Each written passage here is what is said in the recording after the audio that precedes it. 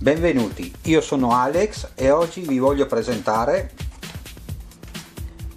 la balance board per caricare le nostre lipo anche in parallelo. Una rapida occhiata alle scatole, niente di particolare, abbastanza semplice, ma vabbè, non è che serve a chissà che spiegazione. Diamo un'occhiata all'interno. Allora, all'interno troviamo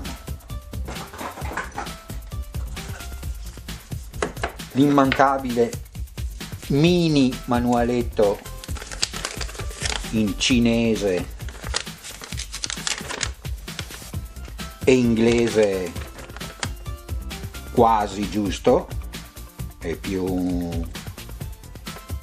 ciglese, ma vabbè, ormai siamo abituati a questo genere di manualetti. Il cavetto per attaccarsi al bilanciatore del caricatore e l'attacco per l'alimentazione principale del caricatore. Come vedete presenta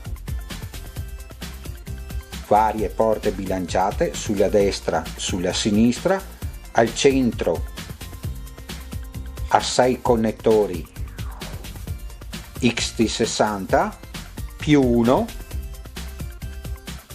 che serve per collegare in cascata un altro bilanciatore. Eccolo qui, andiamo a vedere come si collega. Allora, il cavo bilanciatore va collegato all'uscita 6 celle del nostro caricatore, è collegata sul retro di una delle due, una per collegare questo, l'altro se si vuole collegare un altro affare di questi in parallelo per aumentare la portata delle batterie caricabili al momento. Questa va collegata con il suo adattatore banana, andiamo a collegarlo,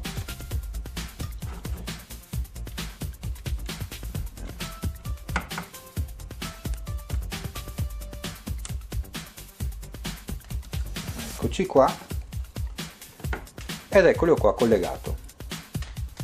Allora, su ogni fila presenta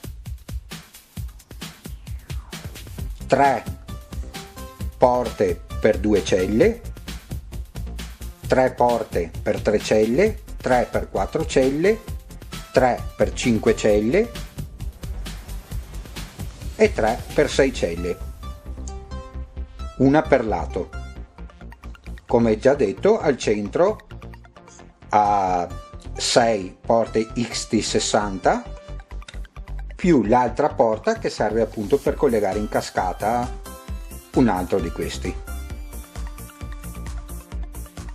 Niente di particolare, però molto utile se si hanno più batterie. Ovviamente bisogna ricordarsi che se si hanno più batterie vanno sempre collegate batterie del stesso numero di celle e dello stesso voltaggio, e niente di più. Per ora grazie a tutti della visione, se vi è piaciuto lasciate un like, se avete domande o dubbi scrivetemi pure sotto.